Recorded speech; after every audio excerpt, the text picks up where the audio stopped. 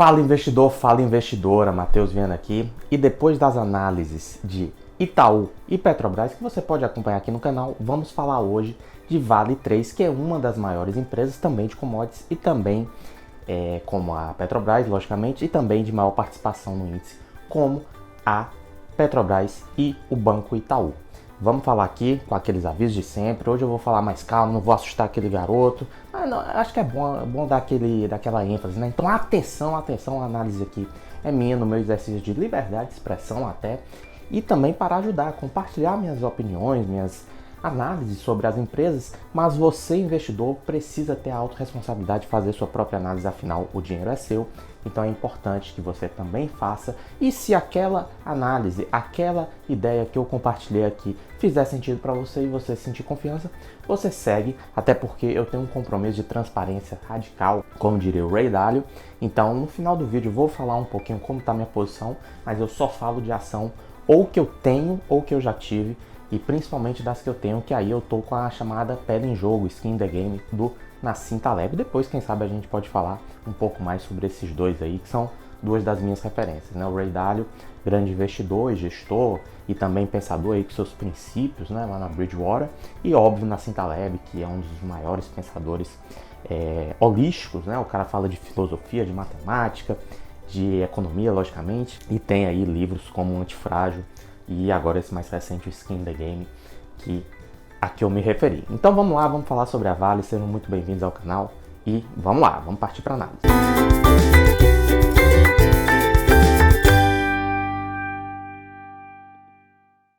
Bem, a Vale é uma gigante do setor de commodities, focada em mineração e mais especificamente em minério de ferro. Individualmente é a maior participação no índice Bovespa. Como é consenso, a Covid-19 trouxe bastante certeza aos mercados, além de aumento do desemprego e uma desaceleração geral da atividade econômica mundial. Isso, naturalmente, afeta as empresas de commodities, muito ligadas aos ciclos, ao crescimento da economia. Até o presente momento, o impacto da pandemia nas operações de Vale, porém, foi muito limitado. No segmento de minério de ferro, especificamente, a companhia suspendeu temporariamente as operações lá no terminal marítimo da Malásia e também teve, um pouco antes, até por conta ali da questão das barragens, suspensões de atividades em Minas. Além disso, postergou planos de manutenção corretiva de uma planta de processamento de carvão em Moçambique. Você vê que a Vale é uma empresa multinacional. Mesmo assim, o preço do minério de ferro, até por isso, né, manteve-se na faixa dos $90 por tonelada, praticamente não caindo em 2020. Por quê? Até por isso, porque a produção, a oferta diminuiu, então a demanda se manteve.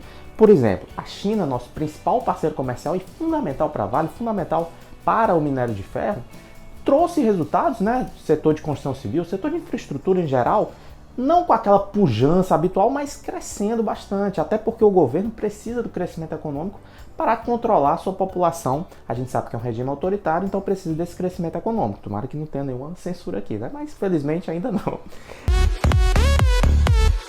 Pelo menos comparado ao Brasil, no entanto, a China, vamos fazer o elogio, né? Pelo menos pelas informações que a gente tem, lidou melhor com o coronavírus, além de ter sido o primeiro país atingido, ou seja, a abertura lá começou em abril já, e os dados econômicos do país asiático vêm surpreendendo, sobretudo nesse segundo trimestre. A gente lembra que é Covid-19 porque iniciou no finalzinho de 2019 lá em Wuhan. Para a gente ter uma ideia, os números do PMI, que é um indicador que mede a atividade manufatureira e econômica em geral, de março na China cresceu 16,3 pontos em relação a fevereiro. Ou seja, a gigantesca demanda da China deve sustentar essa demanda pelo minério de ferro, além de outros setores, óbvio. Mas aqui a gente falando de Vale, esse é o principal.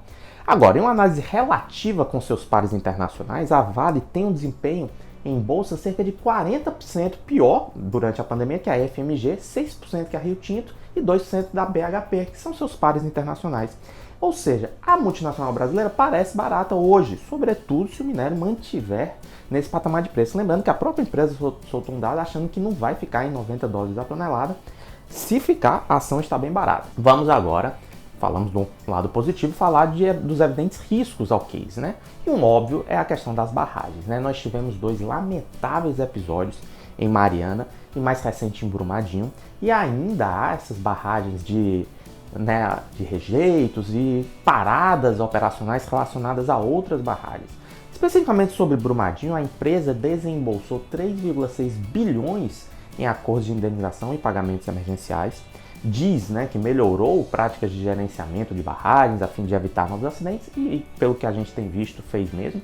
Mas para o final do vídeo, a gente retoma essa questão de ESG, essa questão ambiental, social e de governança, porque é um tema essencial, não só para a Vale, como para a economia como um todo na atualidade, né? Nós tivemos até encontros bem recentes, né, de empresários com o próprio governo para a questão da Amazônia, a questão de queimadas, o vice-presidente Hamilton Mourão se comprometendo a melhorar isso, e realmente isso é importante não só para os investimentos estrangeiros, mas até no Brasil. Vamos então falar agora de um outro risco para a empresa, que é o risco cambial. Bem, sobre essa questão cambial, uma valorização do real, ou seja, queda do dólar, é teoricamente ruim para a empresa, que tem boa parte das suas receitas em dólar e das suas despesas em real. Assim, as exportações e o resultado da empresa se beneficiam com o câmbio mais valorizado, mais apreciado. Dado esse balanço de risco-retorno, à medida que o caixa se fortalece, com a retomada da atividade, com esse dólar ainda alto, no momento que eu estou gravando, ele está por volta de 5,30, com as despesas de indenizações e multas e até possíveis acordos com o Ministério Público com a questão de Brumadinho se reduzindo, né, em relação a também Mariana, né, o desastre de Minas, mas principalmente Brumadinho, que é mais recente, é possível inclusive que a política de distribuição de dividendos volte em 2021. Interrompida essa política de dividendos após Brumadinho, ela chegou a pagar um dividend yield de 9%.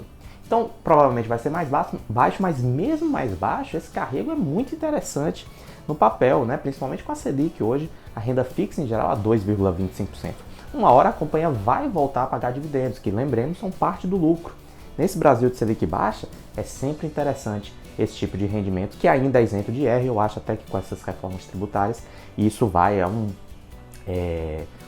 consenso entre os países da OCDE. O Brasil é um dos poucos países do mundo, e na OCDE todos tributam dividendos, e aí o Brasil tributa pouca renda, tributa muito consumo, é regressivo, então eu até concordo com isso, mas isso não invalida, até porque pode ter um aspecto social e também, né, quando você tributa dividendos, a ideia é que você reduz a tributação em cima dos lucros e uma coisa pode compensar a outra para a gente ter mais investimento, mais capital. Vamos lembrar, gente, ainda, antes da conclusão, que essa questão que eu falo aqui dos lucros pode parecer aquela coisa meio capitalista selvagem, Matheus não está preocupado com o meio ambiente. Gente, é justamente o contrário. A Vale é uma grande empresa, a gente tem que pesar prós e contras, ela dá emprego para muita gente, a atividade de mineração é essencial para a humanidade, sempre foi e vai continuar sendo importante por muito tempo. Então a gente tem que entender como que aquilo ali pode melhorar, né, as práticas de ESG, como fazer o manejo mais adequado da mineração e como aquilo vai ajudar, seja o meio ambiente ambiental, seja o social, seja o artificial, ou seja, as cidades, a vida das pessoas, a relação da empresa com a comunidade. Isso é importante para a empresa, inclusive do ponto de vista de imagem. Bem, em conclusão, é uma empresa pouco alavancada, com faturamento dolarizado e bem posicionada em seu mercado de atuação. Ou seja, a Vale é sim uma ótima empresa e uma boa nesse momento. Ela negocia uma EV/EBITDA no nível mais baixo dos últimos 10 anos, com projetados 3,1 vezes para 2020 e 2,7 vezes para 2021. Lembrando que a média histórica desse indicador é de 5,5 vezes. E a dos citados pares australianos são 4,2 vezes. Acho então que sim, vale a compra. Atenção, atenção! Primeiro aviso de sempre, né? Aqui, mais uma vez, eu estou para compartilhar a minha opinião. O dinheiro é seu, então faça a sua própria análise. Antes de investir, não consegui, né? Tive que dar o gritinho clássico. Com toda a diligência que você conseguir. Qualquer dúvida, você comenta aqui, a gente troca ideia sobre o case, né? E o segundo aviso que eu queria dar é que uma das minhas grandes referências, como eu falei, é o Ray Dalio, que é o gestor de investimento aí, que prega, né, princípios, e um deles é a transparência radical em sua empresa, a Bridgewater. E inclusive posso, como falei, falar um pouco mais sobre o livro dele aqui. Então eu devo falar que eu sou acionista da ação, tá? Mas eu vendi na semana passada, eu tô gravando no dia 11 de julho, mais especificamente, e vendi ali por 57,40 mais ou menos, tinha comprado por 54. E por que eu fiz isso? Vou explicar, mas antes eu queria falar um pouquinho de ESG, sobretudo a partir de agora. Eu fiz uma pesquisa, né, no site, recomendo que vocês façam mesmo, e a Vale está se esforçando de fato nessa questão da gestão de barragens. Ela diz que está em permanente alinhamento e atualização com as melhores e mais rigorosas práticas internacionais. E ao mesmo tempo, a empresa colocou metas, ela está integrada ali com os movimentos da sociedade e os avanços da legislação nesse sentido.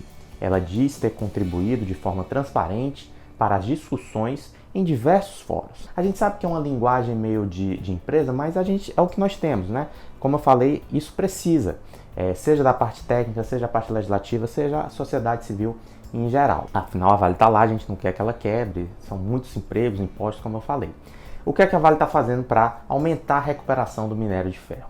Ela está reduzindo a geração de rejeitos, implementando novas soluções de dispositivo desses rejeitos e aprimorando os controles operacionais e a gestão de segurança das barragens.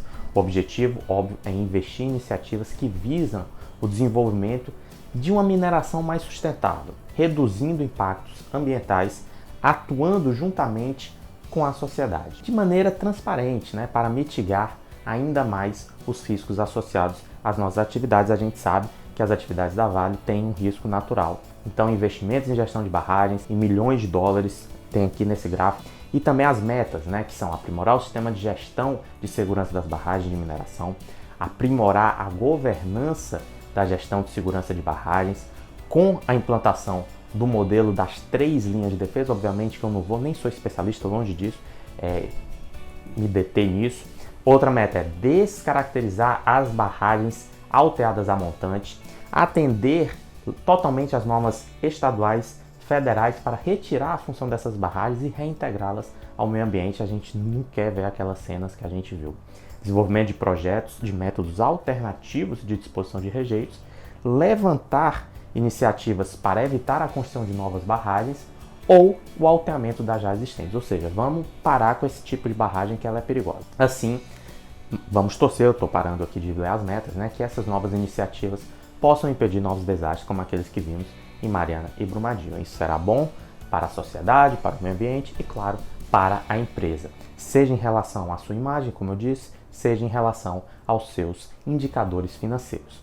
E aí, pessoal, para finalizar, eu queria explicar um pouquinho essa questão do trade que eu falei um pouco antes, mais um dado de transparência. Eu tenho ação, né, tinha uma posição de Vale, reduzi ela pela metade. Aliás, tem um vídeo aqui no canal sobre realizar parcial, eu defendo essa tese. Eu acho que para o investidor, como tem gente lá que faz trade, que diz que é contra, cara, respeito, né? Mas é uma sugestão de vários profissionais, não foi eu que inventei. E eu acho sim que é útil, que você garante uma parcela do lucro no seu bolso. E aqui até por uma questão pessoal, talvez ligada a essa questão de Brumadinho, mas também o fato de ser uma empresa de commodity. Como eu disse, o minério de ferro é essencial para a humanidade, vai continuar sendo por muito tempo, mas é uma commodity, então o preço varia. E aí, nesse sentido, é uma empresa que, como todos me conhecem, meus alunos, meus seguidores, etc., eu tenho uma visão mais fundamentalista, mas eu respeito que em algumas ações eu faço trades mais curtos.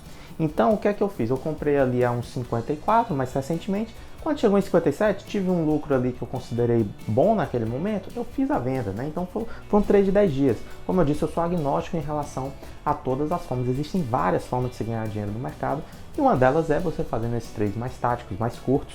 Mas como eu confio, por toda a análise que foi feita aqui, na empresa, na recuperação, na parte de dividendos, eu mantive uma posição. E se cair, eu compro mais. Então só queria esclarecer isso, porque tanto Itaú quanto Vale, que foram as minhas duas análises anteriores, eu estou carregando a ação há mais tempo. Né? Já fiz vendas, fiz vendas parciais, fiz com Itaú, quando chegou lá nos 30 e poucos, fiz com Petrobras também, comprei na baixa. Então assim, meu compromisso, digamos assim, com vocês é só falar do que eu entendo, das ações que eu possuo. E aí, isso aqui é um sinal do meu celular, até que não foi combinado, mas para encerrar logo esse vídeo tá ficando longo. Teria sido melhor ir ver o Pelé. E aí, eu gostaria de explicar isso. E um forte abraço, muito obrigado para quem ficou até o final. Comenta aqui se você gostou, se quer que eu analise alguma outra ação. Isso é feito para vocês, então por favor, deixe seu comentário, sua curtida, compartilhe aí com quem também possa se interessar. Essa foi mais uma análise, um forte abraço, ótimos investimentos e até a próxima.